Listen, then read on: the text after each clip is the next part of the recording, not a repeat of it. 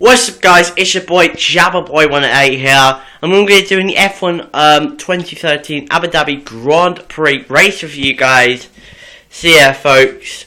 So into Q3 for those people who are new to my channel. I am only going to do Q3 unless something big happens. And yeah, I've just remembered that Q2 Jenson Button was out of QT along with Alonso, who was out as well. Big disappointment to Fernando Alonso. Probably with his traction coming out the corners, which is something very vital in Formula 1 in terms of qualifying and all that, because you need to get the right traction points, you need to get the right turn-ins, loads of stuff, speed as well. So I mean, without the traction, you're going to be really having a massive struggle in terms of being fast. So yeah, that's the problem that Alonso had, and as a result, he lost out to Q3. Big dramas, and really, I think there needs to be some improvement in terms of qualifying pace to the Ferrari, because they cannot have weekends like this more often, because they are fighting so hard for second in the constructors. And remember, if the higher you place in the Constructors' Championship, the more prize money you get for, developments, all those types of things for next year. And honestly, I really want Mercedes, to get second place, because they've had a really good season, the best they've had, throughout the last couple of years in Formula 1. And yeah, I mean, the work that they've done, the results that they've got, it's just something spectacular from a team that had loads of crashes, loads of problems, just always finishing right at the bottom end of the top 10. And yeah, I mean, honestly, I think if they do get second, they deserve it. So yeah, folks. So yeah, moving on from that, yeah, like I said, Button out of Q2. Really, such a shame for the British driver there, not making it into Q3. But yeah, folks, into Q3, a lot of drivers pushing as hard as they can to get pole position. But in the end, it was Mark Webber who got pole position by about a tenth. Really good job by the Australian to get pole position there. It looks so good. He did not make any mistakes. He was on. He was hitting the right marks at the right time. And yeah, he fully deserves this, because I felt like he was driving for himself. To end his season on a high, because he is now on the last three races, and I really want him to get a victory in the last three races, because he has done an amazing career in Formula 1, especially with Red Bull from 2009 to 2013, because he's had wins, he's had a shot at championship, but sadly it got away from him. And yeah, I mean, it'd be nice to end it on high, because of all his results and that. And yeah, I really hope he does it. So yeah, folks, nice that he got a pole position in Abu Dhabi there. Also, another thing that happened in Q3 was that Lewis Hamilton had a spin coming out of the Mickey Mouse section. I think at the one after the main straight. The second main straight, I mean. And yeah, folks, pushing it really hard for Hamilton there, trying to get it on pole position for, I think, the 34th time in his career. So yeah, I mean, he should have accepted the fact that he got 4th place, because if he was, if he was on the limit and he was a 4th, I probably think he'd be okay. I think, he should have just accepted 4th place. I know there could have been more time to gain from him, but still, he's the time that he set his best lap were 5 lap old tyres. 5 lap old tyres, and I think the rest had like three 2 laps of tyres on them. So really, I mean, just a bad disadvantage for Hamilton there in terms of tyre durability.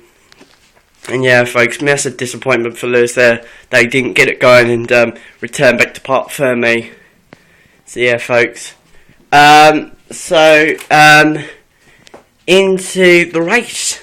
But before the race, something big happened, and that was Lewis Hamilton having a brake problem. His rear brakes were feeling funny, so the team took off the brake calipers on his rear brakes. They had a little bit of a check, they fixed it all up, and yeah, folks, they put it back on, and during the race, Hamilton did not complain about his rear brakes. He was totally fine. Nothing big happened to Lewis, so really, I think his brakes are all fine now. So, yeah, folks. So, into the start of the race, Webber getting a poor start off the line, dropping down to 3rd place. Vettel taking the lead of the race from Rosberg, who had a great start and who managed to get up to 2nd place. Hamilton tried to take a look up the inside of Vettel, but didn't have nowhere to go. So he lost out to 4th by he dropped back to 5th. I mean, because Romain Grosjean went round the outside of him as he was trying to get back into the groove of the racing line. And there was, and also what happened at the first corner was that Kimi Räikkönen had contact with a caterer. I'm not sure what caterer it was. I think it was Guido van der Garde, and he retired from the race from a broken front suspension damage. And then further along the race,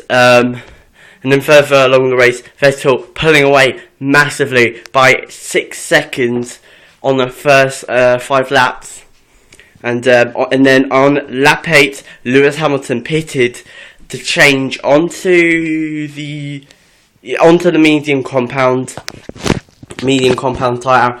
Really not surprising by Lewis Hamilton, because he was having because he's running 5 lap old tyres, and yeah, I mean, just probably might have not had grip, to keep up with Grosjean and Webber, and honestly, I think Lewis, what he should have done was just in Q2, just because in Q2 he did a sighter lap just before the end of the session, just to see if it was enough to get him out to get him into Q3, and yeah, it was enough. So yeah, he should have not done that, because Vettel and Rosberg, who were around Hamilton, were staying in the pits. So yeah, just weird call by Hamilton's guys. And yeah, folks, after Lewis Hamilton was stuck behind Esteban Gutierrez for a while, and all the time it was hurting his performance in terms of his tyres, and because he was trying to get past him, that meant that the tyre wear went more and more exceeded as he was trying to get past, and then soon enough Esteban got into the pit lane, and Hamilton was released. And then after that, Hamilton later on during the Grand Prix had tried to got past Sutil,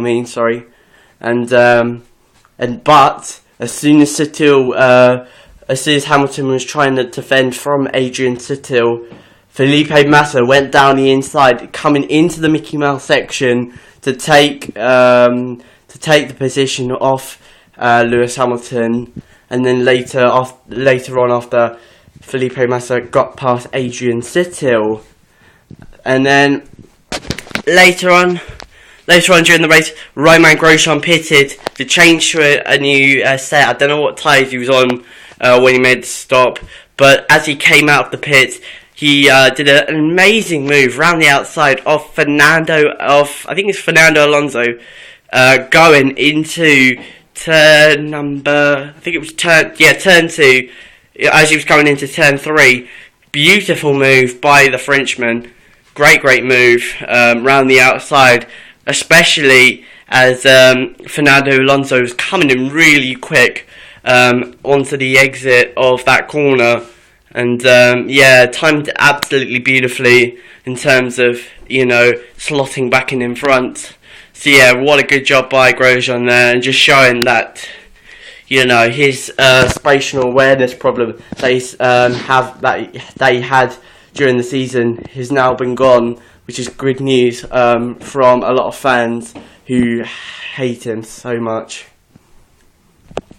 And later on, Fernando Alonso got past Lewis Hamilton to take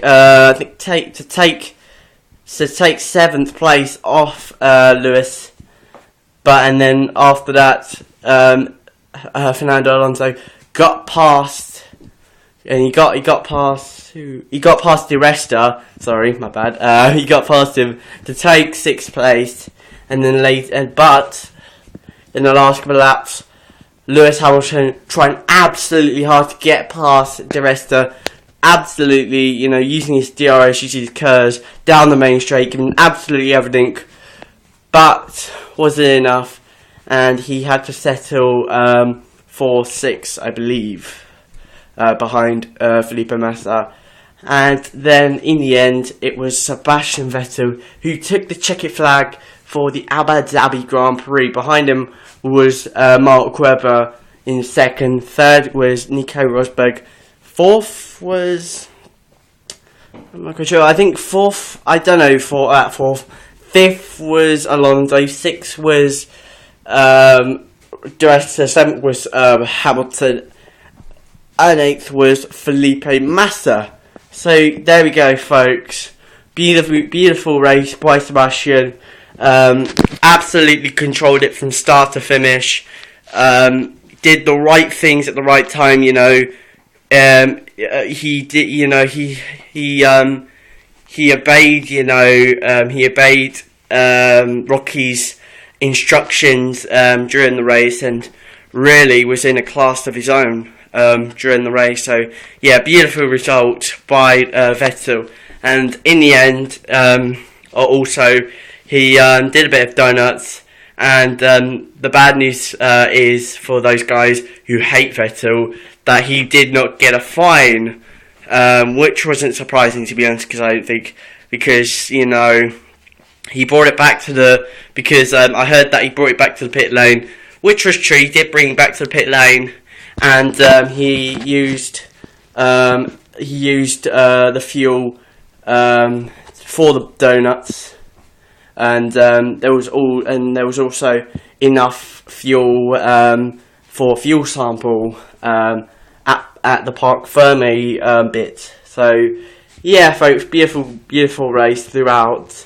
And yeah, let's hope we can get the same thing going on in Austin, but without the Vettel thing, because I really don't like Vettel, to be honest. So yeah, folks. So just to wrap up this video, I'm going to be showing you the Forza 5 Le Mans trailer. I hope you guys enjoy it. And yeah, folks, it's your boy Jabba Boy. I'm out. Peace.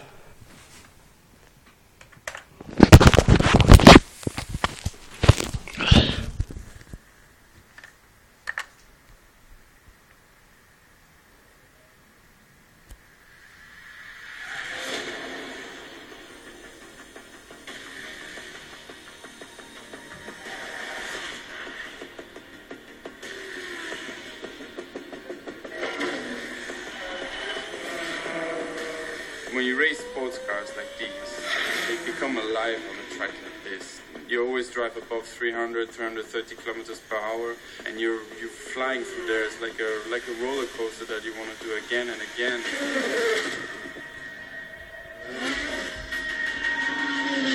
In the latest years, technology evolved so fast that if there were no regulations, a human being wouldn't be physically able to drive the car, because the car would go so fast.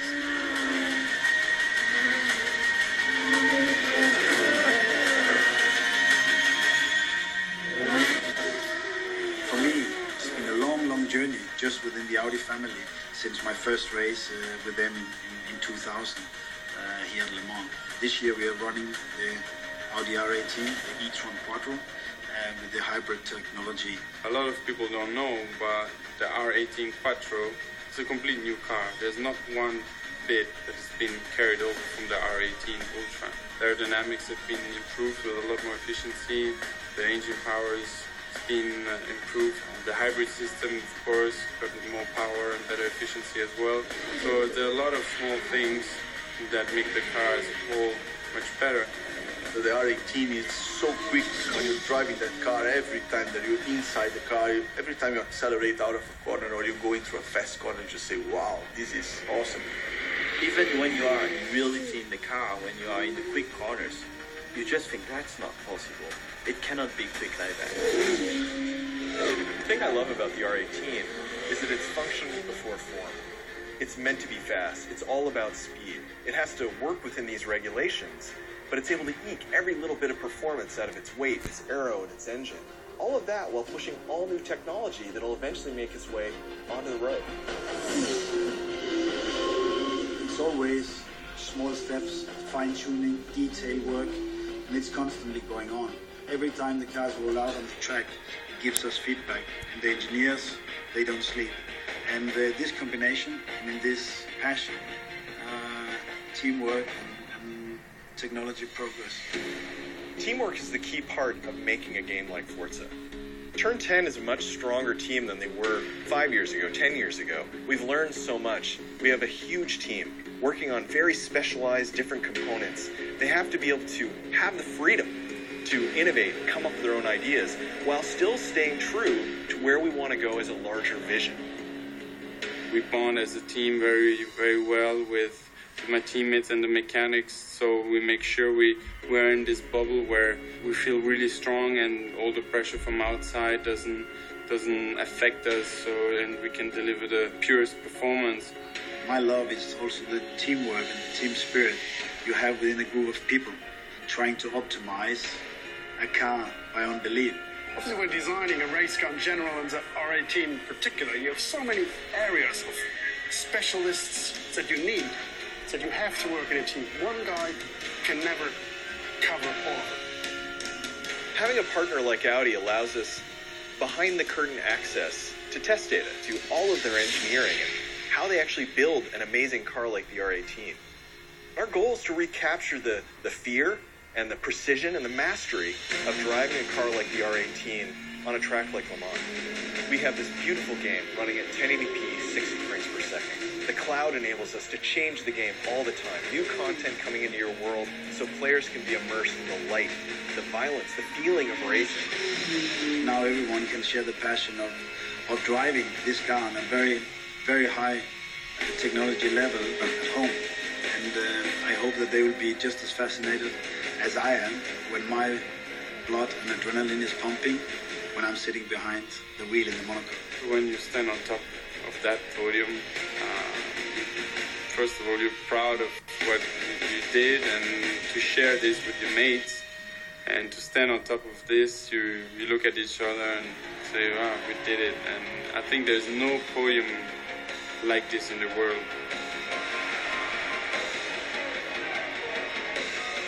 This is really passionate work. It's not only driving.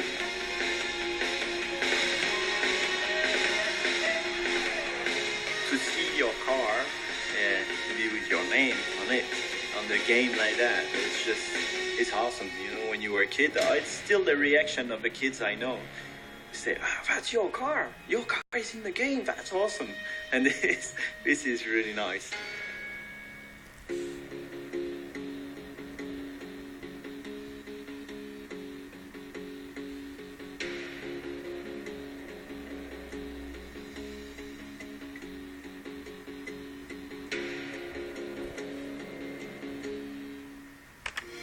Only on Xbox One.